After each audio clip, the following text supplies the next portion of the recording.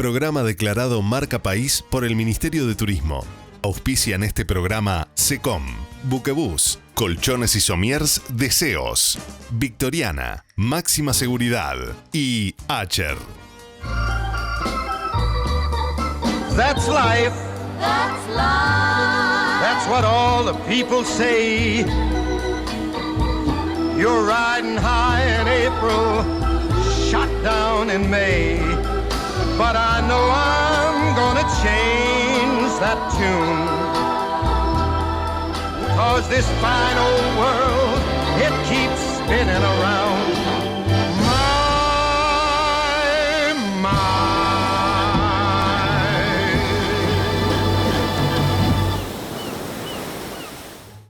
Muy buenas tardes, ¿cómo les va? Un verdadero placer estar en contacto con ustedes, como lo hacemos desde hace tantos años. Esta vez volvimos al Sofitel, volvimos a esta que es una de nuestras casas y vamos a estar disfrutando y degustando el trabajo fantástico de la chef ejecutiva en el mundo de la gastronomía y el servicio excepcional que usted puede disfrutar viniendo, por ejemplo, los sábados al buffet del té, que dicen que es de locura.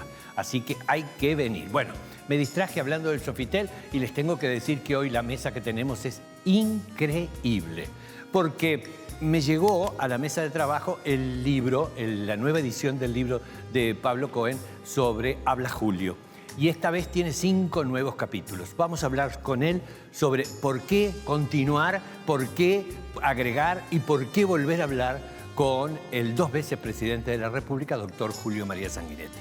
Pero lo más interesante, además que tenemos hoy, es que tenemos la presencia del señor expresidente de la República y entonces vamos a estar hablando con él y con el autor. Entrevistado y entrevistador van a ser entrevistados o por lo menos convocados a una mesa de almuerzo para poder conversar de tantas cosas que yo creo que nosotros cuando conversamos con el presidente o con Pablo lo que hacemos es aprender. Así que me voy a recibir a los invitados. Doctor Julio María Sanguinetti y Pablo Cohen están hoy aquí en Puglia Invita. Es un verdadero placer, como ya le dije en la presentación, tener en esta mesa al doctor Julio María Sanguinetti, 2 veces presidente de la República y una personalidad tan excepcional, que a nosotros siempre nos da ganas de tenerlo y ganas de seguir aprendiendo. Nos transformamos en alumnos cada vez que lo tenemos enfrente. Bueno, gracias por venir, porque la vez anterior viniste solito con la edición anterior del libro. Y esta vez, cuando me dijo que podía venir el presidente, dije, ¡ay, qué maravilla, Dios mío! Y 5 capítulos más. 5 capítulos más. Es una nueva versión del libro. Es una nueva versión. Es, de alguna manera, primero es un placer estar con vos siempre, Por favor. con el presidente en este lugar majestuoso. Es una nueva versión, como dice el presidente, es decir, no queríamos que la reedición fuera simplemente, bueno, Sanguinetti cumple 90 años y hacemos la reedición de un libro que ya tuvo éxito. Queríamos que fuera de alguna manera otro libro. Entonces hay 5 capítulos nuevos, una sección nueva que se llama El Mito, y es una especie de Habla Julio 2. Así que me tiene muy contento el resultado que está teniendo entre los lectores. A mí me pareció brillante la idea, les confieso, porque vivimos en un mundo tan cambiante y tan acelerado, y él ha sido un hombre privilegiado porque ha hecho todo para obtener la posibilidad de ser un observador inteligente, un estadista fuera de serie, 2 veces presidente, reconocido internacionalmente, convocado internacionalmente, y que él te vaya dando el termómetro de cómo va sucediendo los cambios, qué es lo que ve, cómo ve el mundo que lo rodea, es magnífico. Bueno, es un hombre que mucha gente habla, presidente, de cómo Sanguinetti se mantiene actualizado y hace ejercicio. Yo creo que la clave es que Sanguinetti es un hombre moderno que vive en el mundo contemporáneo y que habla con la misma lucidez de la cultura woke, del terrorismo islámico o de fenómenos que él vivió hace 60 años. Y esa cultura y esa actualización constante para mí constituyen su valor agregado. Exacto, totalmente. Bueno, acá torrencialidad amistosa. O sea que el público que no se crea demasiado todo eso, porque me voy a poner vanidoso a esta altura de mi vida. a esta altura de mis 90, estos días tuve un colega interesante, un colega periodista muy famoso, Macaya Márquez. Sí, maravilloso. Genio. Maravilloso. Famoso comentarista deportivo argentino que a los 91 reaparece ahora en el Mundial y me pareció fantástico, porque además es un gran periodista. Y me encantó porque digo, bueno, un coetáneo también está por ahí. Está bien, está muy bien. Está por ahí. Y porque además es interesante, a mí me parece muy interesante cuando uno tiene la oportunidad de que te cuenten, porque sabés que, yo no sé usted qué piensa, pero yo creo que el uruguayo sufre de memoria corta, por no decir de desmemoria en un montón de momentos. Mira, los pueblos en general tienen memoria corta, en general. Por eso mismo que la política tiene esos, o el voto popular tiene esos resortes a veces tan extraños, o que lucen tan extraños. Pero lo importante justamente es escribir y hablar y dialogar para hacer razonar, para salir de este vértigo de los titulares, Claro. porque hoy día la gente está sobrenoticiada y subinformada. ¿Por qué? Vive acá, el telefonito ¿qué es? No, Trump dijo, Irán desmintió, Macaya va al Mundial, gol de México. Y entonces son noticias, titulares. Y hay poco espacio de reflexión. Felizmente está el libro. Felizmente está el libro, porque en los diarios, me crié en los diarios, es lo mío, los diarios, aquel poderío de los grandes diarios en papel, bueno, se eclipsó. Nos quedan muy pocos diarios en papel, que por suerte todavía en el Uruguay algunos existen, y buenos diarios como El País. Pero ya no es lo de antes. El digital es otra cosa. Sí. Porque además la agresión de la publicidad. Porque claro. uno en un diario lee la noticia, mira el aviso, pero resuelvo yo. En cambio, cuando pongo acá las noticias internacionales, dice Trump y ¡pum! Ya me encajaron, vino tal. Bueno, está bien. Yo no quiero que me lo cuenten. Bueno, todo eso ha cambiado mucho. El mundo de las redes ha cambiado, la convivencia humana. Eso es cierto. Totalmente. Porque también creo que el anonimato favorece y la gente además dice cosas que traspasan lo coherente o lo lógico. Porque vos querés criticarte, me quieren criticar a mí como comunicador, pero se meten en mi vida privada o se meten en otra cosa. Es una cosa rarísima lo que sucede. Bueno, es un fenómeno universal que ha cambiado extraordinariamente muchas cosas. Hasta la familia. Porque ahora ya la familia es el grupo WhatsApp de la familia, ¿viste? ¿No? Tenés varios grupos WhatsApp, ¿no? Sí. Bueno, tenés el de la familia. El de la familia está acá también. Entonces, el cara a cara ya no es tan importante. Y para usted la familia es un pivote de excepción. Excepcional. Yo sí he sido, soy un hombre de familia, felizmente, y eso es muy importante en la medida en que es un sostén, es un apoyo, es un aporte de felicidad, además. Un día ves hijos, después bisnietos, ahora un bisnieto, ¿no? En otro libro que ha salido estos días, este es un libro de Pablo, pero yo tengo uno de pequeñas memorias con muchas fotos, que se por acá, y ahí es un recorrido familiar también. Claro. Claro. ¿No? Entonces, el Habla Julio es un libro de pensamiento, de reflexión. Esto otro es un libro diferente, es una memoria muy sintética como memoria, pero son ventanitas sobre mi vida. Con fotos, ¿cuántas tiene? 200 y pico. Con fotos, pura foto. Y ahí aparece la familia como un leitmotiv, porque es así. Llevamos 66 años de casado con doña Marta, que usted la conoce muy bien. Por favor, maravillosa mujer. 66 años, 6 años de novio. Y novio de los de antes, ¿eh? No, Los de manito. Los de manito, nada de lo de ahora, ¿no? No. Bueno, que hay todas esas... antes no había pareja, ni había salgo con, ni ahora compañero, no. Bueno, entonces era o novio o con libreta. Y la señora Marta Canessa, una historiadora excepcional, una mujer preocupada por su sociedad, por su gente, por su pueblo, una mujer que ha estudiado profundamente. Yo me acuerdo en la época de la Comisión de Patrimonio y el trabajo del libro del Bien Nacer, que yo creo que es uno de mis libros de cabecera. Para mí es saber los orígenes, de dónde venimos y de dónde provenimos y cómo nos desarrollamos. Lo digo permanentemente, si uno no conoce. Exquisitamente escrito. Para mí el libro es excepcional. No, ella escribe muy bien y tiene un estilo que no es habitual, porque tiene un estilo bastante más castizo que lo habitual. Digamos, sí. ¿no? A veces le digo, vos sos un poquito arcaizante, ¿no? Porque le sale el periodista.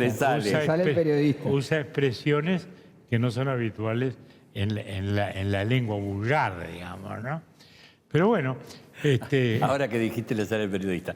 En el libro hablas de la familia como uno de los pivotes, pero además en el libro también juega un papel fundamental esa cosa dual que tuvo toda su vida, y es cómo pudo combinar el periodismo sin olvidarse de su cuna periodista, con la política como forma de vida. Hay una unidad dual. Hay. Carlos Pagni en Los Indomables habla de la unidad dual de Topolansky y Mujica. Y acá perfectamente podríamos hablar de la unidad dual que constituyen Marta y Julio permanentemente alimentándose el uno al otro, intercambiándose lecturas. En una época en que, como decía el presidente, hay una invasión más que de información, de notas, ¿no? Uno no se informa y el marketing político manda. Es decir, la política entendida como pedagogía no goza de la salud de la que gozaba antes. Es muy saludable ver ese tipo de interacción. Porque nosotros hemos visto, por ejemplo, en la Argentina, a un candidato que ha inventado una pareja para llegar a la presidencia. Y bueno, un hombre que es anticlerical directamente y que está casado hace tantos años en el Uruguay, es una rareza. Y son dos personas que se adoran. Y yo creo que al presidente, tanto la familia como los amigos y Peñarol, le muestran otra faceta mucho más italiana que la que la gente conoce, ¿no? Peñarolo, pero una de sus pasiones. Pero ahí se vuelve más irracional, ¿eh? Son las sanas pasiones. Es una sana pasión, seguro que sí. Pero en la Residencia Suárez, cuando yo le fui a hacer... Fue el primer presidente que fue a mi programa. Ajá. Y tuvo la generosidad de recibirnos con todo el equipo en la Residencia Suárez. Y el comedor que tenía en la Residencia Suárez era de la sede de Peñarol. Bueno, porque cuando llegamos a Suárez, sí, el comedor que había ahí era el Taranco. Ajá. Y cuando el Estado compra el Taranco y desparramó muebles, esos desastres que suelen ocurrir a veces en nuestras administraciones sobre el patrimonio.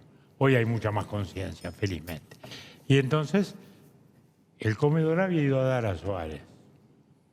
Y ya en su tiempo, yo personalmente como ministro de Educación, y Marta también habíamos intentado hacer el cambio, no se pudo. Entonces llegamos y dijimos, bueno, el comedor a su origen. ¿Dónde conseguimos un juego de muebles que es empariente con la casa, etcétera? Y Marta se acordó de que cuando Peñarol se trasladó de la calle Maldonado al estadio de Peñarol, había dejado arrumbado un juego de muebles fantástico. Fantástico. Tan fantástico que hasta mereció un cierto pleito singular, porque en todos los vidrios de los cristaleros estaban las iniciales MS. Y en cierto momento la Cancillería lo reclamó diciendo que esos muebles eran de Máximo Santos. Wow. Y Asunzao aportó una prueba, una foto de Máximo Santos delante de ese mueble. Yo, abogado de Peñarol, lo maté. Porque le dije, sí, que Máximo Santos se retratara allí. No quiere decir nada, porque era secretario de la presidencia de Máximo Santos, el señor Manuel Soares. Manuel Soares. MS igual. Que había viajado con Máximo Santos a Europa y compraron muebles juntos. MS. Y a su vez, este mueble estaba en la casa del señor Máximo Suárez. De modo que cabe presumir que es de Máximo Suárez y no de Máximo Santos. O sea que no era ninguna arbitrariedad parcial. Pero en fin, esas son las pasiones. Ahora este libro, además de las pasiones, Pablo me hace hablar de todo, ¿no? Sí, de todo. Me enloqueció. Pero están las reflexiones, que yo creo que es lo más interesante, la provocación de tratar de hacer una pausa para pensar, que es el sentido de este libro. Eso es lo que me doy cuenta, que además él hoy se ha transformado en esa bisagra y objeto catalizador de llamar a, bueno, señores, reflexionemos, hablemos, qué sistema queremos vivir, qué es la democracia, qué papel juegan cada uno de los personajes. Cuando vos lográs que hable de Mujica y dice lo que dice de Mujica, que lo podemos conversar ahora, decir directamente, es decir, porque estaban las antípodas cuando se conocen. Estábamos en las antípodas cuando no nos conocíamos. Cuando no se conocían. Pero cuando era guerrillero. ¿Y usted? Y en aquel momento era ministro. Soñando con Cuba. Y nosotros integrábamos los gobiernos democráticos que enfrentaban esa guerrilla, sin conocernos éramos enemigos. Luego nos conocemos ya en la etapa democrática.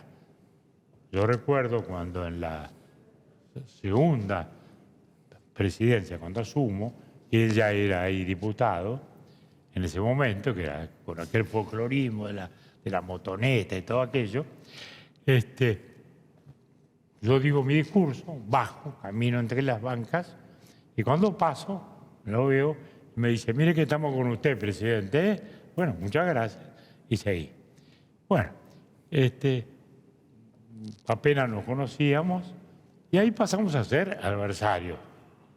Yo diría nobles adversarios a la medida que yo tuve gobierno, y él fue un opositor, digamos, positivo y constructivo. Con el tiempo la vida siguió. Ocurrió ese fenómeno que él mismo dijo ni a Márquez se le había ocurrido, de que él terminara de presidente de la República. Y luego coincidiéramos como expresidentes y ambos senadores. Es verdad. En cierto momento. Y se retiraron en el mismo momento. Y entonces vino la pandemia. Y entonces un día hablando con la señora, con Lucía Topolanqui, que era senadora, no sé si lo dijo a ella, ella me comenta, dice, no, Pepe se quiere ir del Senado por la pandemia, las enfermedades, tal. Digo, no, yo me voy a ir también, dije, porque ya dije que no iba a estar más de un año aquí, no bien se instalara el gobierno, yo me iba. Y entonces, no sé si lo dijo ella o lo dije yo, hagámoslo juntos. Le imaginé, le trasladamos la idea a la vicepresidenta, que era Beatriz Argimón, dijo, no, pará, tener dos presidentes en el Senado no es usual, que se vayan juntos, menos usual, hagamos una gran ceremonia. Seguro, exacto. Y así se hizo, con la idea que tiene todo lo que hemos hecho en los últimos tiempos, lo que hizo Mujica en los últimos tiempos, lo que yo estoy haciendo y lo que hicimos juntos cuando nos correspondió hacerlo. Es dar un mensaje republicano de convivencia, de subordinación a la ley y de ejercicio pleno de la libertad dentro de los parámetros que nos da la democracia y solo la democracia. Exacto. Porque todos los demás inventos se han caído. Se cayó el invento fascista, se cayó el invento falangista, se cayó el invento marxista en todas sus variantes, desde Stalin hasta Fidel Castro. En todos lados fue un desastre, porque no hubo, resulta que íbamos a dar la libertad a cambio de la prosperidad, no hubo ni libertad ni prosperidad. Y Cuba está en la miseria, antes de Trump. Entonces, ese es el gran tema, porque hoy la democracia está amenazada. Uno dice, sí, acá la vemos como muy consolidada, felizmente, y es verdad, pero en el mundo está amenazada. Sí, está en tela de juicio. ¿Y por qué está amenazada? Está amenazada primero porque hay un ciudadano desertor. El ciudadano no se siente parte de eso. Es como decíamos, vive en las redes. Entonces, él es un ciudadano de los grupos de WhatsApp, es un ciudadano de esto, un ciudadano de lo otro. No se siente tanto un ciudadano de la República. Además, deserta de las instituciones intermedias. No va al club político, no va a la parroquia a discutir de un tema tal. Porque también desertó del interés político, ¿no? Se desprendió de todo. Se desprendió de ese interés. Uno dice, bueno, pero ¿por qué se desprendió? Se desprendió por muchas cosas. Primero, porque al Estado se le pidió en cierto momento la magia de que resolviera todo. Y los sistemas que ofrecían, todos fracasaron todos. Entonces, ¿qué ofrece la democracia? La oportunidad de construirnos dentro de la libertad, de luchar, de trabajar, de crecer. Con un Estado liberal que felizmente evolucionó hacia algo que se llamó socialdemocracia o liberalismo progresista, o pongámosle el segundo nombre que quisiera, pero ¿qué es? Es un sistema de libertad y un Estado que trata de asegurar aquellas diferenciaciones que inevitablemente genera la libertad, porque no todas las profesiones rinden igual, no todos tenemos las mismas aptitudes, siempre habrá desigualdades, trata de compensar las desigualdades mayores, el riesgo de la edad, el riesgo del accidente de trabajo, la legislación social que nos caracteriza. Entonces, de ahí está. Bueno, ese Estado de algún modo está agotado. Ya el Estado que logró en Europa el mayor nivel de vida de la historia. ¿Está agotado? Está agotado en el sentido de que ya no es más, ya no puede ser más un dispensador de bienes, como lo fue en su tiempo. Y hoy lo que tiene es que pelear para sobrevivir. ¿Por qué? Porque se nos cambió el mundo un día para el otro. Antes el mundo era, déjeme decir una sola frase, antes el mundo estaba en el Atlántico, ahora está en el Pacífico. Y lo del Atlántico no competimos con lo del Pacífico. Es verdad. Entonces Europa logró el mayor nivel de vida de la historia, pero ahora no puede competir con lo del Pacífico. Y nosotros, en el chiquito, quisimos hacer lo mismo en Europa. De algún modo lo hicimos. Y tampoco podemos competir. Entonces, el Estado está muy agotado, la sociedad cambió, la producción cambió, no hay más empleo para toda la vida, porque la sociedad, ya no estamos en la economía digital, en la economía industrial, estamos en la economía digital. Entonces, hay inseguridad, hay inestabilidad, y hay un Estado que hoy lo que tiene que hacer es pelear para ver cómo mantiene lo que logró, y después veremos, pero primero tenemos que sobrevivir, salvar nuestro sistema de seguridad social, porque se nos vino el Oriente. Qué increíble, Dios mío. Yo dije que iba a ser mucha tela para cortar y que iba a ser una masterclass. Yo te digo realmente, sos un privilegiado, porque haber escrito 2 libros con él y escuchándolo permanentemente es algo como fantástico. No me contestes nada porque aquel está con las banderas hace como 10 minutos y yo no pensaba cortar hasta que no me vinieran las ganas de cortar. Así que ahora nos vamos a los compromisos comerciales y enseguida volvemos.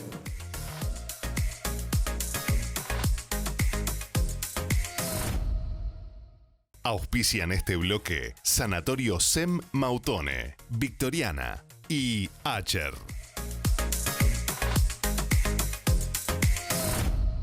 Bueno, y seguimos. Tenemos, como ustedes saben, el enorme placer de estar recibiendo al señor vicepresidente de la República, expresidente de la República, para que no se ofendan. Pero es una costumbre que todos los presidentes se les llama presidente. Cuando se le pone con el nombre, Seguro. se dice presidente Sanguinetti. Presidente Cuando Sanguinetti. se le nombra así es.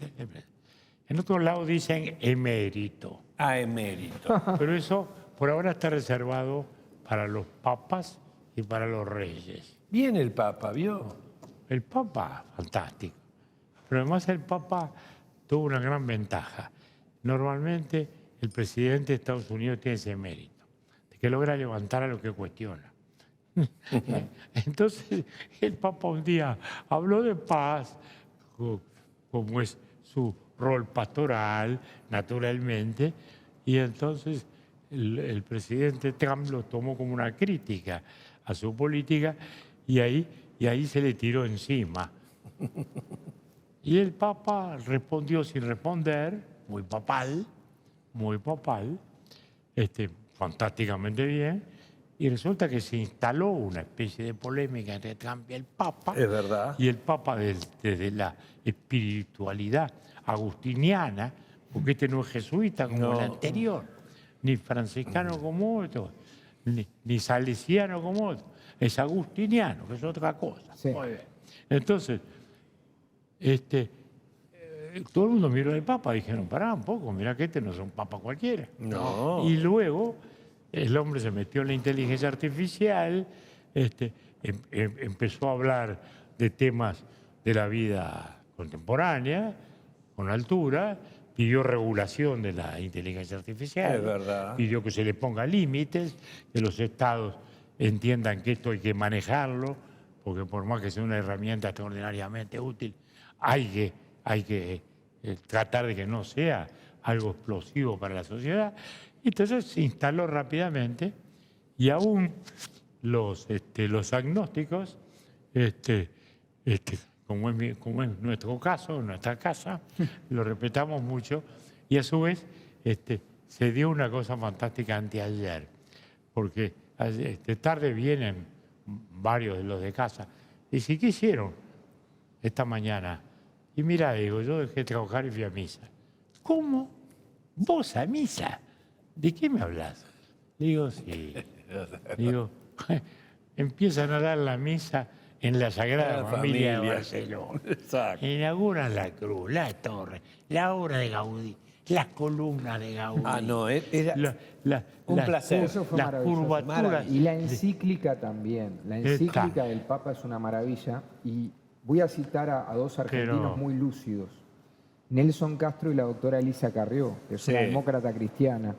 Los dos conocieron muy bien al Papa Francisco, que también tenía la particularidad de agradarles a los agnósticos y a los ateos. Y los dos dijeron la misma frase, Bergoglio lo eligió muy bien.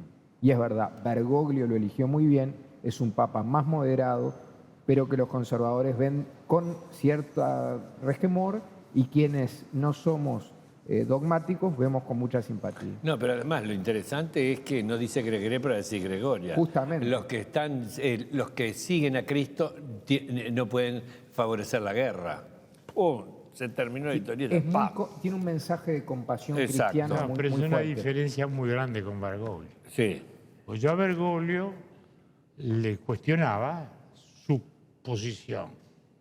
Porque él hablaba contra la pobreza y luego cuestionaba el sistema económico que con sus defectos ha sacado más gente de la pobreza en la historia de la humanidad.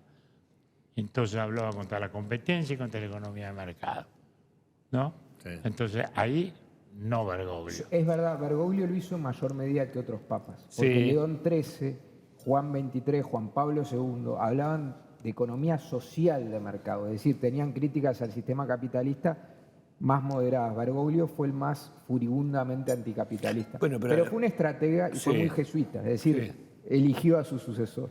Sí, fue un gran estratega. También tomó posiciones políticas muy claras en un montón de aspectos.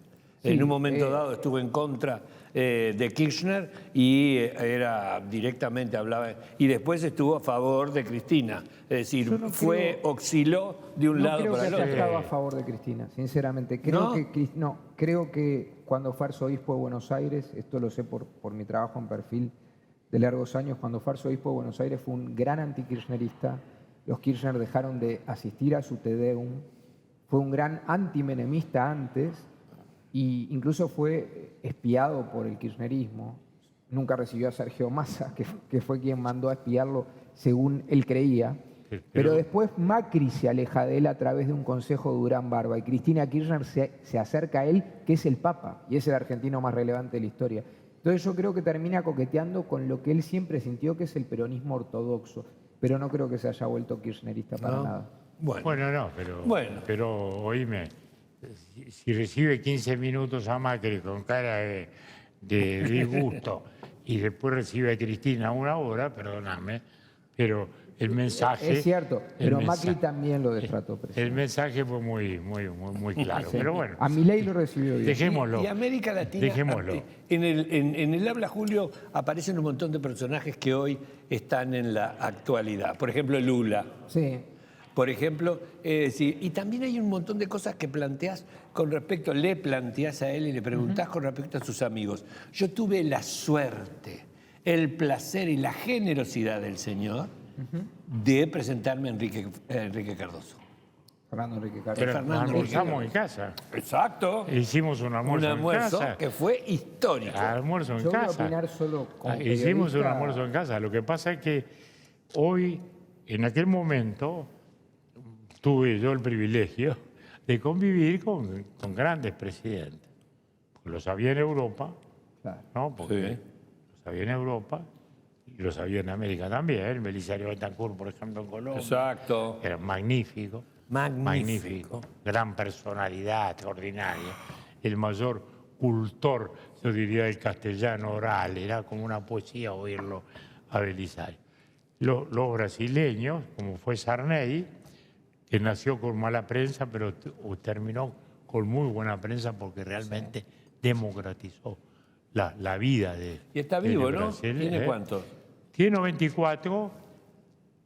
Yo fui a acompañarlo ahora el año pasado a Brasilia. Hicimos un homenaje a los 40 años del retorno democrático, pues retornamos juntos en el mismo marzo del 85. Y luego, luego Fernando Enrique, en fin, Raúl Alfonsín en la Argentina, después del 89 los de Chile, ¿no? Don Patricio Elwin, primero, Eduardo Frei después, Ricardo Lago fue ministro de los dos y después fue presidente él. En fin, eran figuras muy representativas de un pensamiento democrático que, dentro de lo que Felipe González llama la centralidad, ¿no?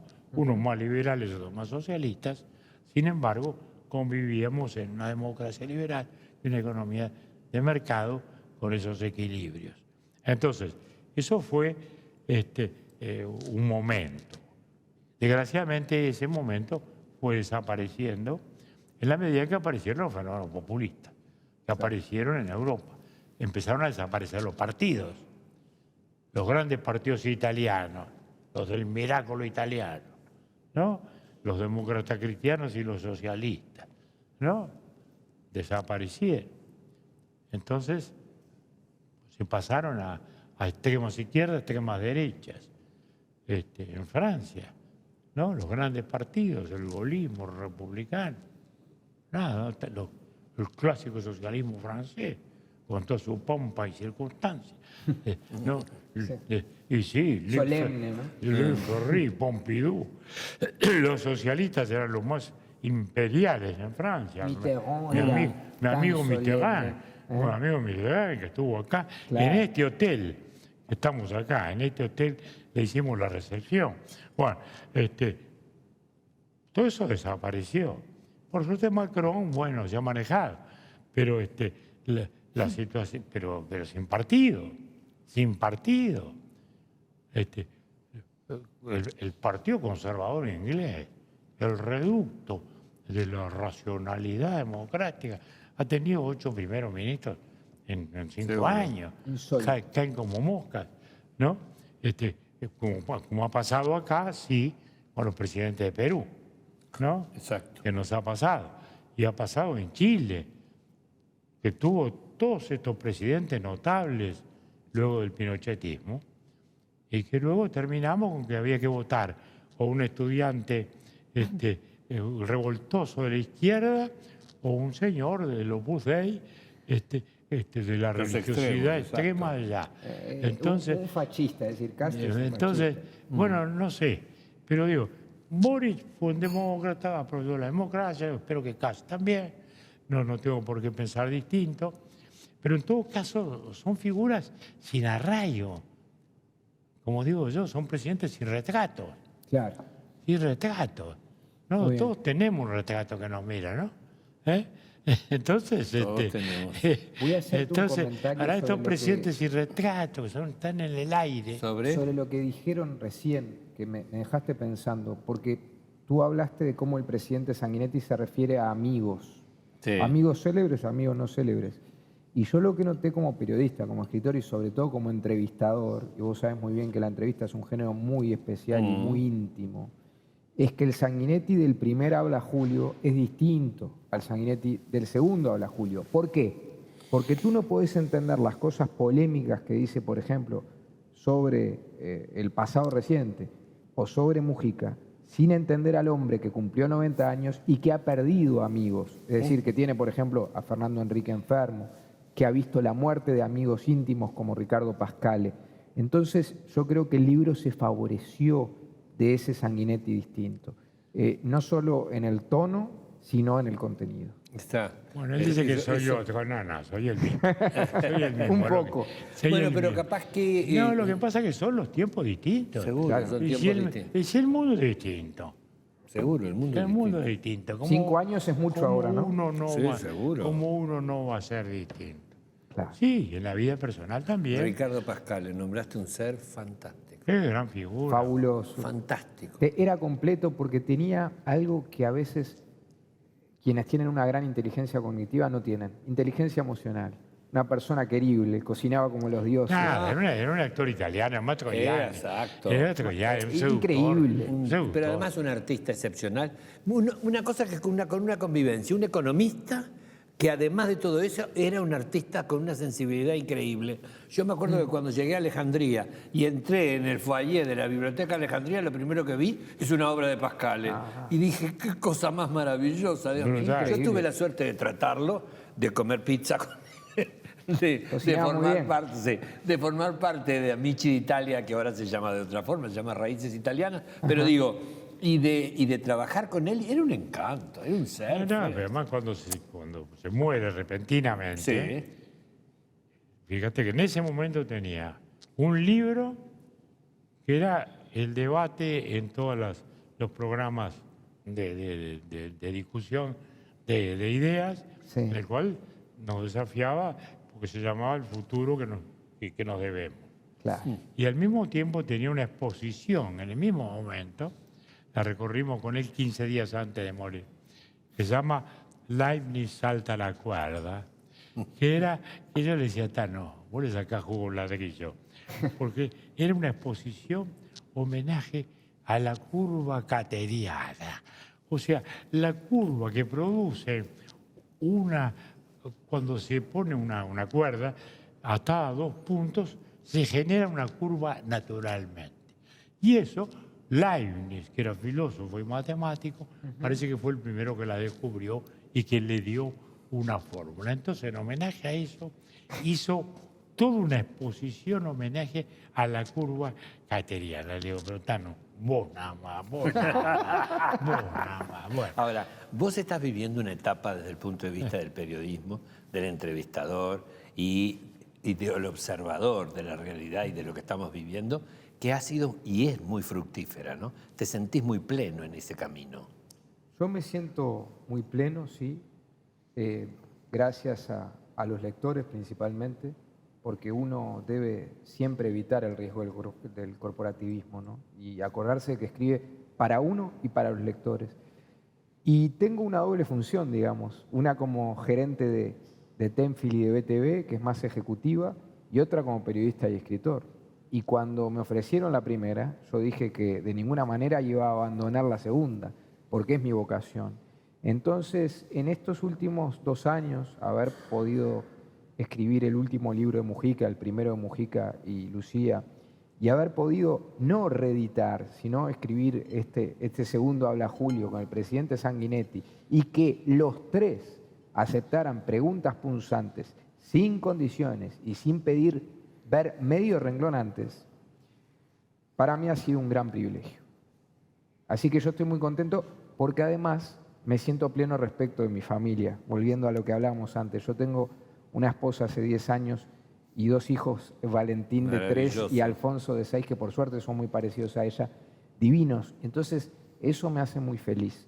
Además, algo que nunca conté públicamente, yo sufrí un accidente de auto muy, muy importante en el año 2011. Y cuando fue mi familia al hospital, como fue en la calle Libertador, en la avenida Libertador en Buenos Aires, estaba filmado el accidente. Quiere decir que mi padre lo vio y le dijo a la doctora a cargo del hospital, qué increíble que no esté en silla de ruedas. Y la doctora le dijo, no, doctor, lo increíble es que esté vivo. Si estuviera en silla de ruedas tendría que festejar. Quiere decir que yo estoy vivo de milagro. De manera que ese accidente sufrido a los 27 años me hizo ver la vida con otra calma, como si hubiera tenido sesiones de terapia gratis. Lo que pasa, no le puedo recomendar a nadie que sufre un accidente, Seguro. porque realmente terminan mal, pero me hizo muy bien. Salud, entonces. Entonces, salud. Salud. Y vamos a Salud. brindar entonces con Salud, este vino de Stagnari, que es una maravilla. Qué bueno, cambia. Así que dale. Este vino de Stagnari, que es directamente un ganador del premio de Burdeos, fantástico. Exquisito. Así que adelante. Cuando uno piense en vinos, piense en H. Stagnari. La otra cosa que quiero decir es que estamos hablando de Buenos Aires y que cuando uno sube, llega, y que tenemos la suerte de que esa empresa siga creando puentes, y los puentes son cada vez mejores, y ahora con el nombre de una grande y de una excepcional mujer como China Zorrilla, y llega el buque China Zorrilla, que va a ser Colonia, Buenos Aires, eléctrico, con una inversión de $200 millones. Así que Buquebus, no se me olvide, cuando uno sube, llega. Enseguida volvemos. De lunes a viernes, la merienda en el bar Sofitel se presenta como una invitación a hacer una pausa con estilo, una propuesta cuidada, con pastelería delicada, café y té de excelente calidad, en una atmósfera relajada que acompaña el ritmo de la tarde. Una experiencia que combina sutiles guiños a los sabores locales con el inconfundible savoir-faire francés, adaptándose además a los productos y matrices de cada estación. Durante los fines de semana, la merienda se traslada al restaurante 1921, pensado para disfrutar sin apuro en un entorno elegante. Siempre recomiendan reservar lugar. Pueden hacerlo a través de la plataforma Maître o comunicándose directamente al hotel. Cuando hablo de confort, descanso, calidad, respaldo y el mejor precio de plaza, estoy hablando de Colchones y Sommier Deseos. Ahora comercializando sus productos directamente al público en sus locales de Montevideo, Punta del Este o la web www.deseos.com.uy. Hasta 12 pagos sin recargo. Domingos abiertos en Fábrica de Camino Casavalle, 5357. Y sucursales de Avenida Italia casi propios. Envíos a todo el país. Exija la marca Deseos en su colchón.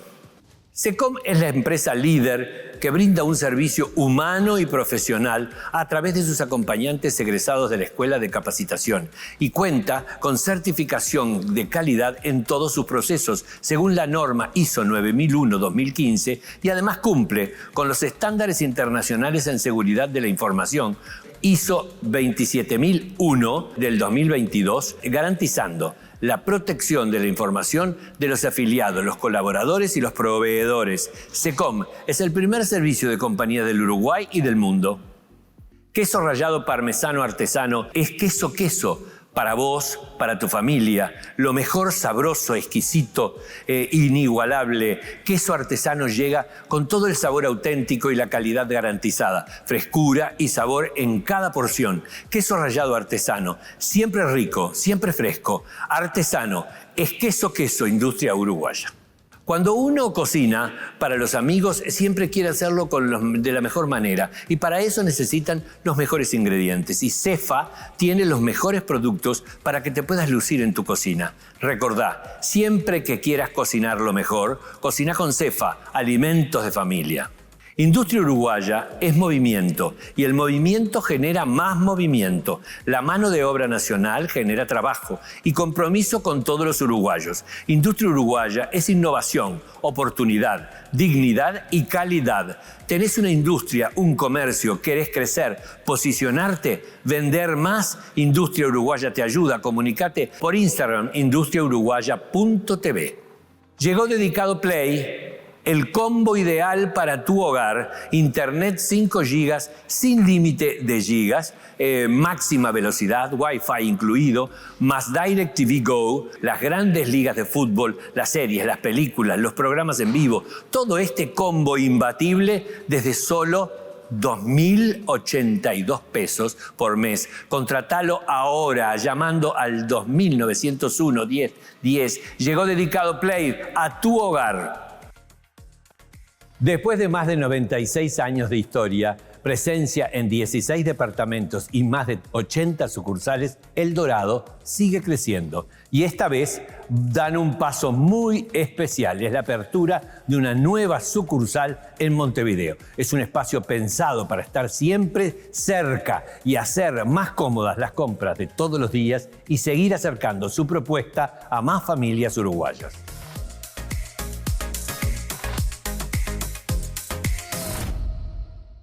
Auspician este bloque Comunidad Aurora, Máxima Seguridad y Silver Residence.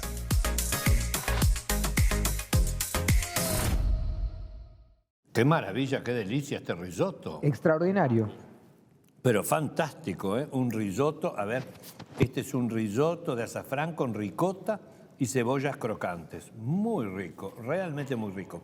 El otro día me acordé muchísimo de usted, porque tuve la suerte de descubrir y de conocer un lugar con muebles con historia, que se llama Caraus, y que es un reducto en la calle Bartolomé Mitre 1417, es decir, un lugar donde es un anticuario de antología, donde se compran los muebles, se restauran y se exponen. Y está expuestos, pero como si fuera uno entra y es como si entrara en Versalles. Yo conocí al papá, ahí está. Por eso, de los 90 años lo que tienen. Exacto, es lo que conociste tienen. a todos. Pero ¿no? qué maravilla. Sí, creo que era Daniel Caraus. Daniel Caraus. El padre. Y era un gran anticuario. En aquel momento era claramente se destacaba, era el mejor, No, y el ahora más uno tradicional. ingresa, Ahora le habrán rescatado esa tradición. Ah, maravilla, pero lo que se dice es maravilloso. Bueno, Sí, decime, ¿algún proyecto más desde el punto de vista de libros?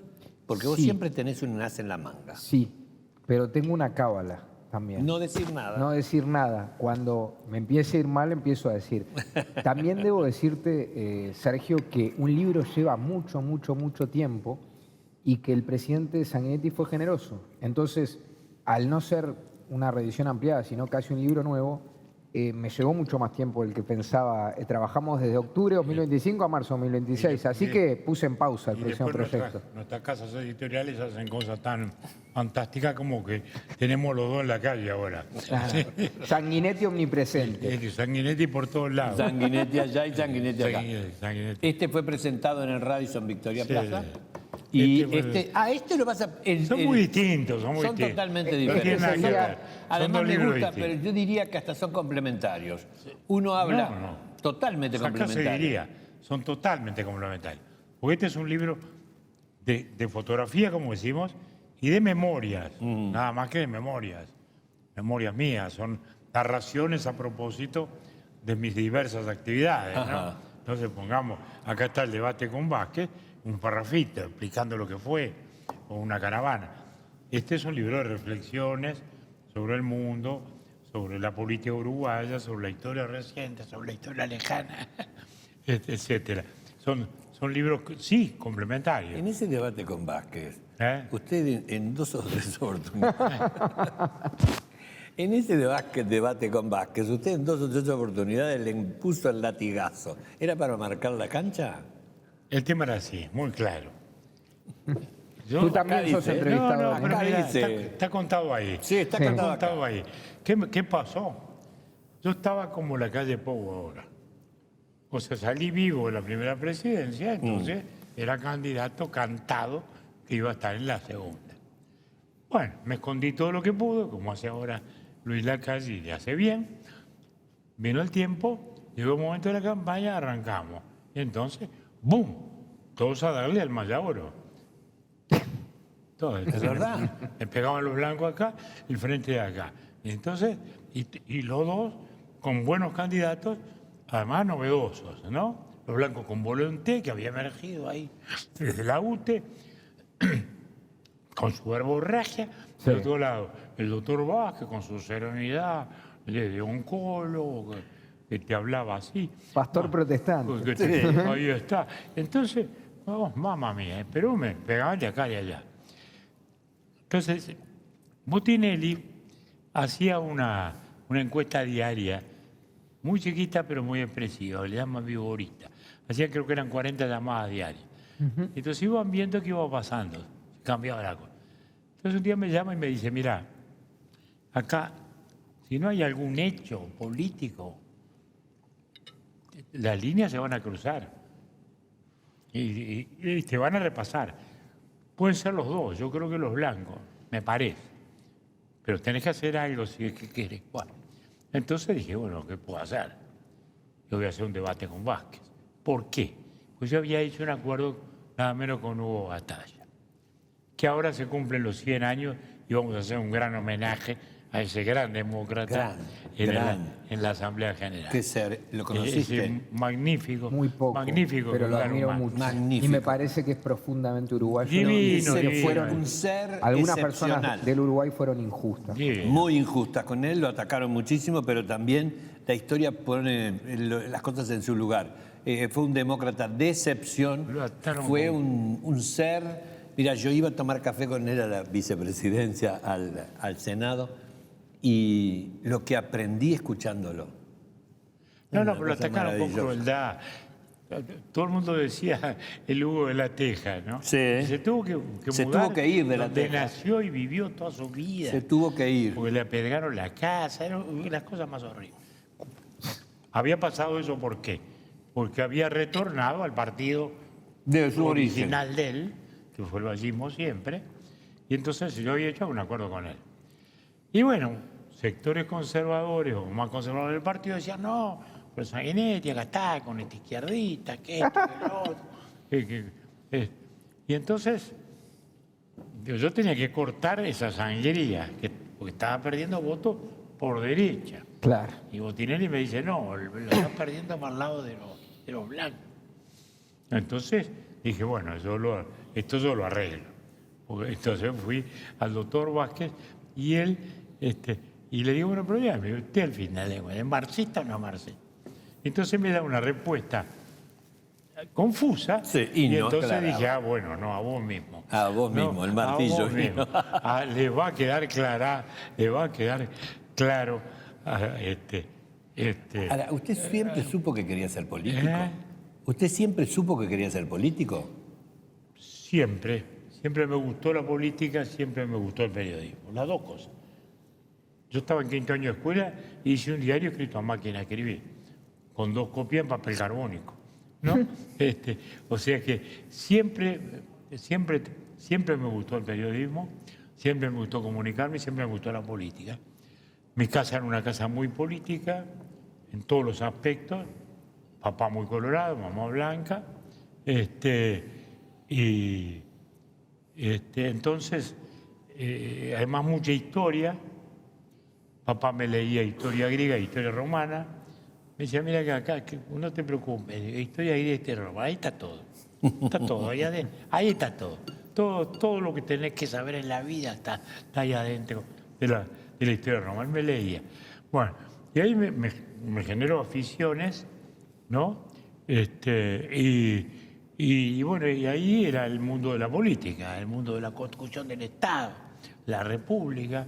Papá además era director de trabajo, entonces estaba siempre dedicado a los temas sociales, a los consejos de salarios en aquella época. En casa organizaban las elecciones, pues se hacían elecciones reales de los consejos salarios. Ahora se da de barato de que el PICE es el representativo. Entonces no era así. Entonces ponían urnas, me acuerdo papá que hacía las papeles, y ahí conocía a aquella generación de sindicalistas viejos como Pepe de Lía, por ejemplo. Entonces, o sea que era natural que tuviera una vocación política. ¿Y vos? ¿Siempre supiste que querías ser periodista? Sí, periodista o escritor. Yo hice 1 año y medio de Derecho porque me pareció que me iba a servir. Incluso siempre admiré a algunos constitucionalistas y profesores de Derecho Internacional como escritores. Y hay muchos grandes periodistas que tienen esa formación. Pero después me di cuenta de que hubiera sido un teórico, un constitucionalista y que no era lo mío. Pero siempre tuve claro que iba a ser o periodista o escritor y terminé siendo las dos cosas. Además, en los colegios te hacen test vocacionales, ¿no? Y la verdad es que siempre he tenido una gran facilidad para las letras y una enorme dificultad para las ciencias. Así que no es solo una cuestión de gustos, es una cuestión, para mí, lo natural es escribir y es leer. Incluso pienso que disfruto mucho más de leer y de escuchar música que de escribir, pero siempre supe que sería periodista y escritor. ¿Y el periodismo y la política? ¿Te parece que se llevan? El señor me dio una clase. Depende. Yo lo que digo es lo siguiente. Sanguinetti es muy poco ortodoxo, lo explica muy bien Pagni en el epílogo del libro. No es normal que un intelectual se dedique a la política, porque como dice Jorge Asís, termina la política moldeándolo a él, pero Sanguinetti es un intelectual y un periodista que se dedica a la política y es un político también. Entonces, yo lo que digo es que muchas veces el político tiende a querer imponer su visión idealizada de la realidad. Es raro que respete al periodismo independiente, pero los políticos más inteligentes y más modernos respetan al periodismo independiente. Porque cuando no lo hacen, después es peor y vemos casos un poco dantescos. Por ejemplo, todos los casos de corrupción por ejemplo, los sauces, Cristina Kirchner y la investigación de Alconada. La investigación de Alconada hoy con el caso Libra, con Manuel Adorni. Entonces, cuando un periodista, mejor dicho, cuando un político profesional respeta, aunque siempre tiene que haber una tensión entre el periodismo independiente y la política, cuando el político respeta al periodismo, entonces termina favoreciéndose en el largo plazo. No en el corto plazo, en el que siempre hay tensiones, porque los periodistas dicen somos los fiscales del poder. Es cierto, pero los periodistas también tienen poder. Y muchas veces son y somos corporativistas. No, eso no me cabe la menor duda. Lo de independiente es una expresión bastante curiosa. Como mi amigo Semino decía la justicia uruguaya. Dice, la justicia en el Uruguay es independiente, no necesariamente imparcial. Está bien. Y entonces yo digo del periodismo que sí, en el Uruguay todo es independiente. Todo es independiente. ¿Por qué? Porque no depende del poder, o no está sometido a censura. Exacto. Pero no es imparcial, ni tiene por qué ser imparcial tampoco. Pues la imparcialidad absoluta es imposible. Imposible. Lo importante es, como dice Paul Ricoeur sobre el historiador, lo importante es la intención de verdad. Exacto. Yo podría equivocarme, pero intentando decir la verdad, ¿no? No groseramente tergiversando los hechos como ocurre a veces. Sí. Ese es el gran tema del periodismo como de los historiadores. Yo he escrito muchos libros de historia, donde tengo muy clara la distinción entre lo que es historia, lo que es memoria personal, tal. Además tengo la maestra en casa que me lo ha explicado. Seguro. Una y 10 veces. ¿no? Y lo que es historia y historiografía. Y ahí está, muy bien. Exactamente. Que son cosas muy distintas. Que son distintas. Con Marx Ahí Bloch está. a la cabeza. Y entonces algunos periodistas académicos me dicen, bueno, no, historiadores académicos, yo no, lo que pasa es que usted es un político. Yo soy un político y como consecuencia no puedo escribir historia. Y ustedes, historiadores, pueden hacer política con la historia. ¿No? Es así, es bueno. tal cual. Yo, vos sabés que la primera vez que hice una entrevista a un presidente fue a él. Y entonces, en esa cosa de querer preguntar y todo un montón de cosas, le dije, ¿qué connotación tiene el periodismo y la política? Porque me da la sensación que hay un montón de gente dentro del periodismo y dentro de la política que tienen con así vínculos importantes con el periodismo. Y entonces él me contesta, con la prensa, dije yo. Y él me contesta, pero siempre estuvo unida la prensa con la política. Y yo lo miré así, me tiré así para atrás y lo miré y me dijo, en este país la prensa fue parte de la divulgación de las distintas filosofías políticas. El Día, El País. La mañana, Acción. El debate y el Popular. Y vos sabés que en ese momento a mí me cayó así que la cosa y yo dije, pero es verdad. Es cierto. Yo creo que con marcha y con búsqueda... hay Ahí un se cambio, quebró un poco. Pero eso no quiere decir que el presidente no tenga razón. No, búsqueda, marcha no. Marcha era claramente era representativa izquierda. de ¿Sabe un qué modo de pasa? pensar. Yo tengo una debilidad con marcha. Me parece que su calidad es tan alta que me cuesta verle defecto. No, Eso es lo que me pasa. Tenía una posición ideológicamente muy definida. Sí. No, o sea que incluso el famoso tercerismo, Sí. por ejemplo, ¿no? En la época de la Guerra Fría, Sí. digamos. Pero búsqueda es un intento. Sí, es un intento de Es el periodismo primer independiente. intento de decir periodismo, pero también, y no lo escondían, desde una posición liberal democrática Sí. y Liberal liberal económica. Y liberal Claro. económica. Entonces, era, sí, independiente, pero no imparcial. Es verdad. No, muy marcada por Ramón Díaz. ¿no? Bueno. Claro. Por Ramón y por nuestro querido... Porque era todo contra el Estado ballista, entonces... Sí, era conservador. Era Entonces, conservador. bueno. Sí. Bueno, nos vamos entonces a los compromisos comerciales. Les quiero decir algo a todos ustedes, que hoy estamos todos muy preocupados por la seguridad. Y yo estuve también buscando la posibilidad de obtener esa cosa que se llama tranquilidad. Para eso confié en una empresa que tiene alta tecnología, pero que también tiene alma, porque escuchó, fue a visitarme, estuvo al lado mío y me dio la seguridad que yo quería tener, máxima seguridad. Así que enseguida volvemos. Fórmula Natural. Ustedes saben que en casa las mascotas son parte de la familia y de la vida. Por eso quiero recomendarles Fórmula Natural, una línea de alimentos para perros y gatos elaborada con ingredientes naturales, carne fresca, libre de granos y sin conservantes sintéticos, porque cuidar lo que comen también es una forma de quererlos. Fórmula Natural, nutrición avanzada para nuestras mascotas. Cuando sos grande como yo, ¿no te pasa que querés seguir aprendiendo a tu ritmo y de paso conectar con gente de tu edad en un lugar cómodo y seguro? Entonces sumate a esta comunidad que es Comunidad Aurora, la primer plataforma pensada para personas mayores de 60 con talleres online accesibles para que sigamos activos y acompañados. Hay más de 20 temáticas: bienestar integral, hábitos para una vida saludable, Feng Shui, historia del arte, italiano y muchas más. Y además compartís con personas no solo de Uruguay, sino de toda América Latina. Aprendés, charlás, te reís y terminás la clase con ganas de la próxima. Pedí información en sus redes, @Comunidad Aurora o al 097 362 032. Tienda Jaime, Colchones y Somier, los espera en su fabuloso showroom en la esquina de 18 de julio 1952 y Arenal Grande. Los mejores conjuntos Somier, colchones, sofás, ropa de cama y almohadas. Te esperan con los precios más bajos del mercado y hasta en 12 pagos sin recargo. El teléfono 2409-8052 o por la web www.deseos.com.uy. Envíos a todo el país.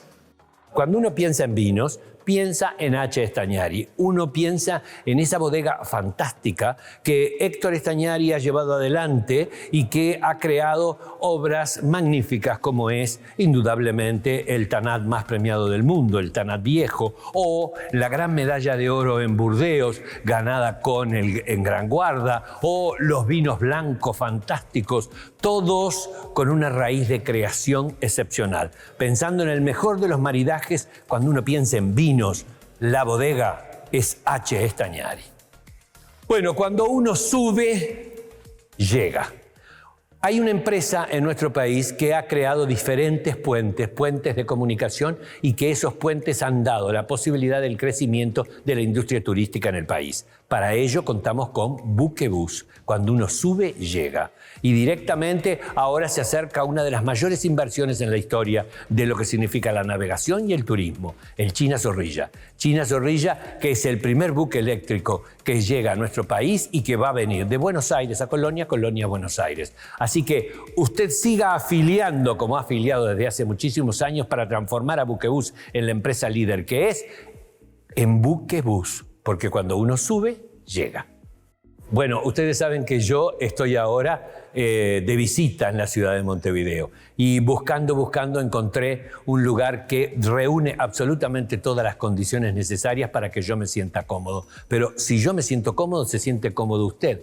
Crystal Tower, Hotel Crystal Tower, 4 estrellas superior, un hotel excepcional, con un buffet de desayunos magníficos, con gimnasio, con la posibilidad de estar en el centro de la ciudad, pero con la comodidad de un 4 superior. Crystal Tower, no se olvide, en Montevideo, nuestra casa, Crystal Tower. Quesos Lover celebra 30 años acompañando las mesas uruguayas con sabor, calidad y tradición.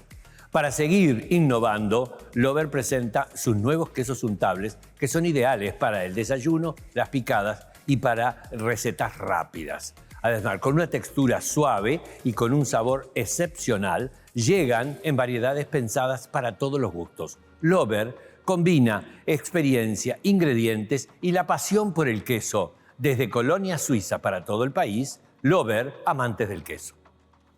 Bueno, cuando uno piensa en pollos, indudablemente nosotros hemos afiliado hace muchísimos años a Avícolas del Oeste. ¿Por qué? Porque tiene algo que es fundamental. Sabemos muy bien cómo los cría, cuál es su ración a puro maíz, y esa carne indudablemente tiene características propias con una capacidad de adaptación a cualquiera de los elementos o materias primas en los que usted los quiera sumergir o trabajar para transformarse en un gran capolaboro.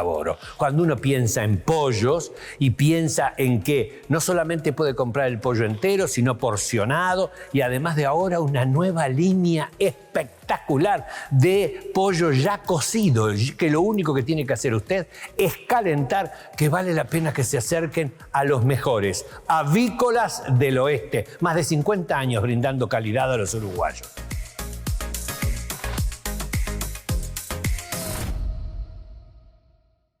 Auspician este bloque Sanatorio SEM Mautone, Victoriana, Acher, Caraus.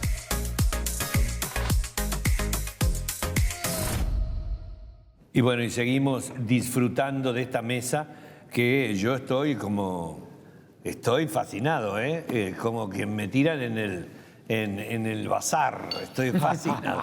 Che, decime una cosa,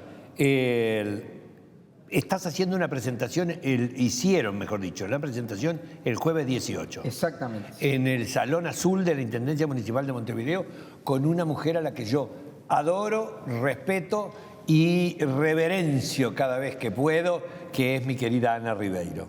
Exactamente. Ana es fabulosa. Me dio el título de Diálogos en Espejo, el libro que hicimos con el doctor Caetano. y es una querida amiga. Es una amistad heredada de Carlos Maggi.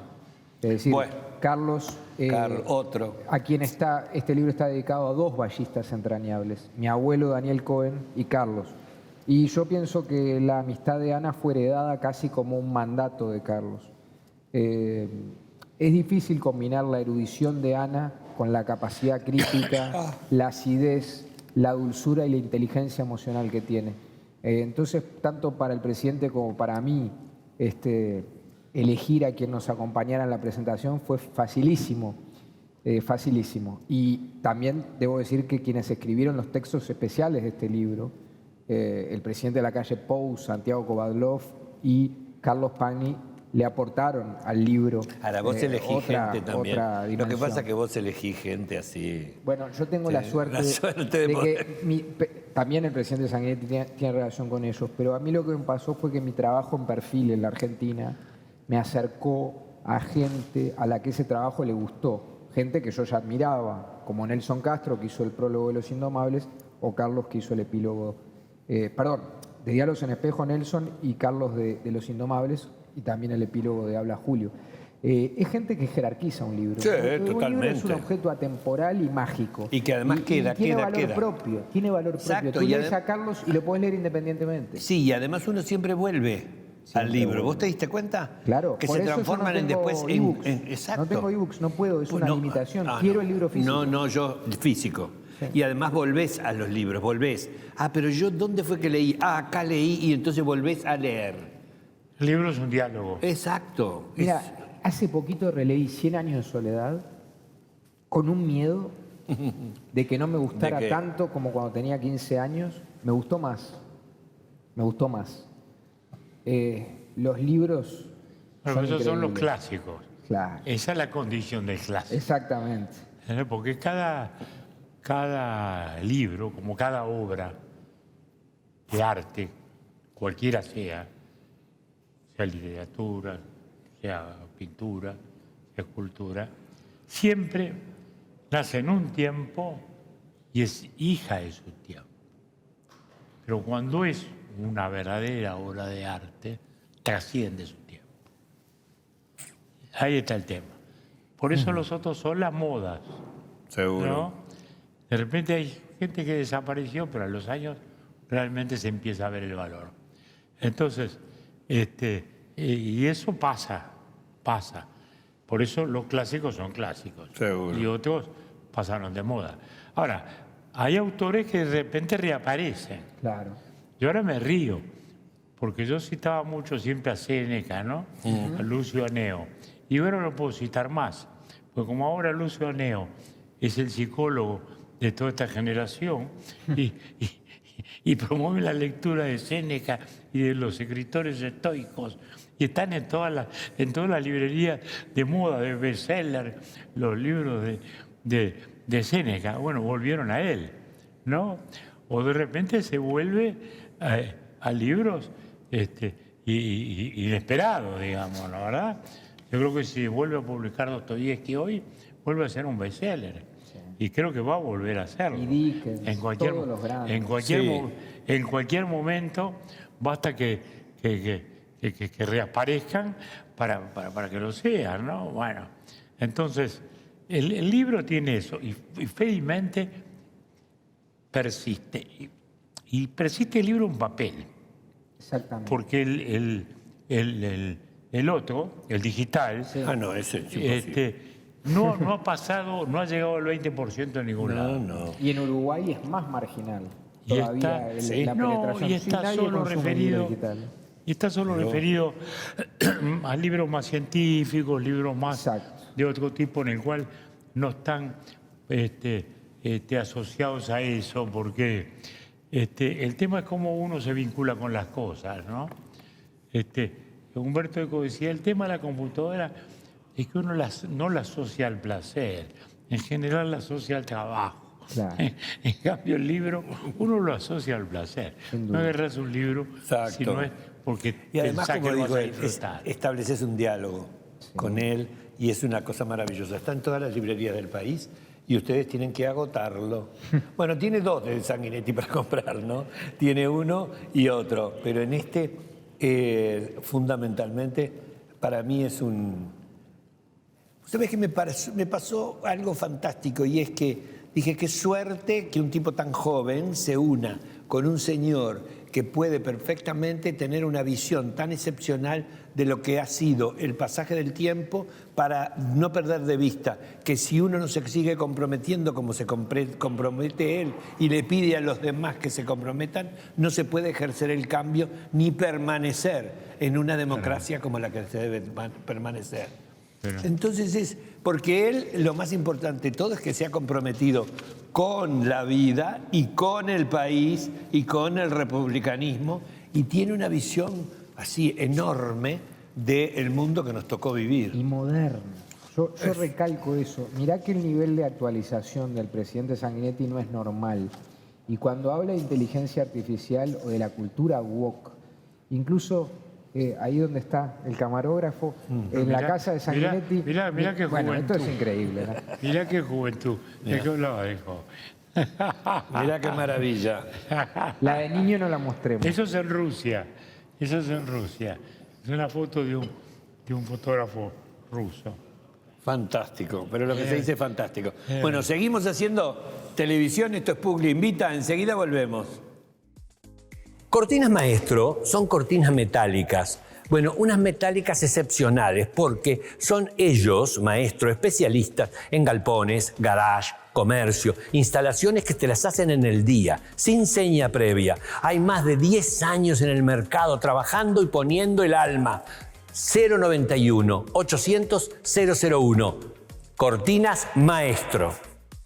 Los helados son un postre y una delicia que usted puede consumir absolutamente todo el año. Nosotros tenemos la suerte de tener siempre cerca a Los Trovadores, que es la esquina más helada del país, porque queda en Pereira y Berro. Pero además de eso, tiene una historia detrás. Los Trovadores tienen los helados tradicionales y además, ayornándose, helados para celíacos, helados para diabéticos, helados para veganos, absolutamente todas las variedades con los sellos de las asociaciones correspondientes. Pero además tiene una línea de postres inigualable. Los Trovadores, Pereira y Berro, la esquina más helada del país. Los mejores helados.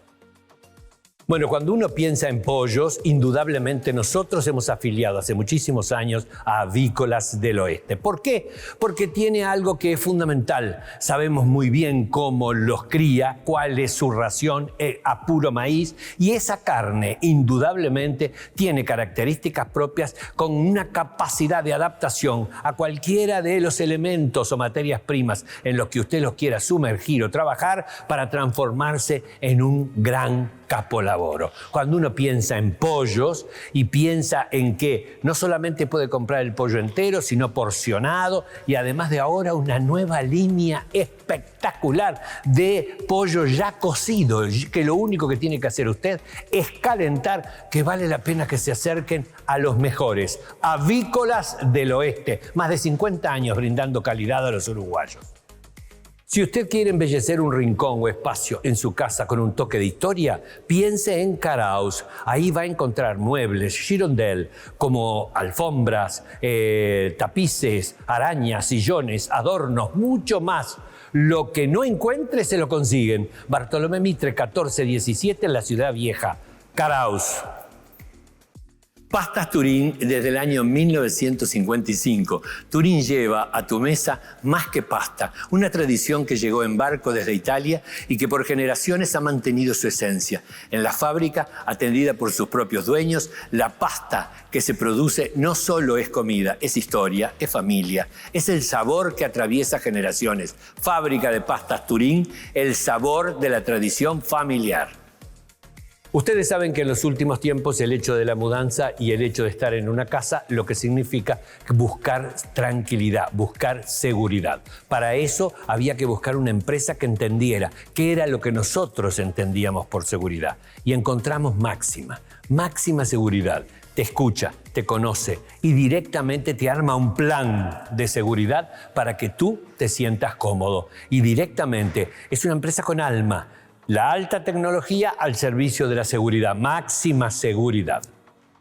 Cuando pensé en renovar mi casa, tuve claro algo. Quería diseño, pero también calidad. Y ahí apareció Acher, En Acher encontrás una amplia variedad de revestimientos, loza y grifería con diseños de todo el mundo y opciones para que logres espacios realmente bien pensados. Y este mes, además, hay una oportunidad que vale la pena aprovechar. Todo con un 25% de descuento con las tarjetas de Scotian. Pueden acercarse a sus locales en Montevideo y en Punta del Este o visitar su web acher.com.uy.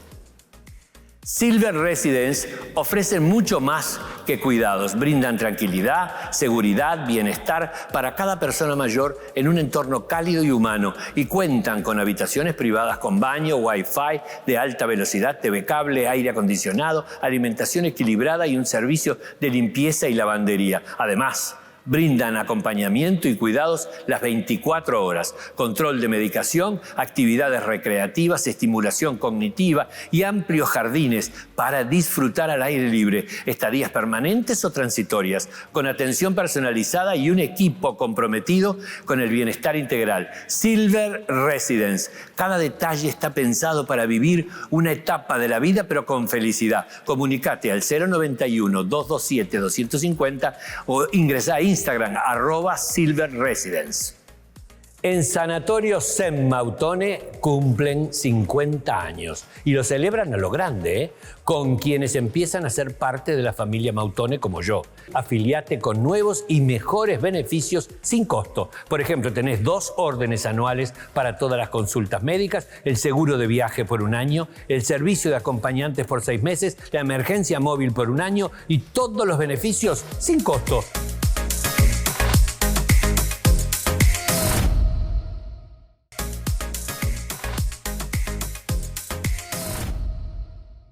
Bueno, y una isla flotante en una deconstrucción, que eso es fantástico, porque está el saballón, el merengue, es decir, y como si fuera un pino. Realmente una delicia, ¿no? Qué rico. Fantástico. Fantástico isla flotante aquí en el Sofitel. Les quiero decir que si usted se hace socio de Zen Mautone, ahora que está festejando 50 años, van a tener la posibilidad de tener un montón de beneficios. Así que ingrese directamente, esos beneficios lo van a favorecer accediendo a un montón de posibilidades de mejor calidad de vida. 50 años cuidando vida. Eso por un lado.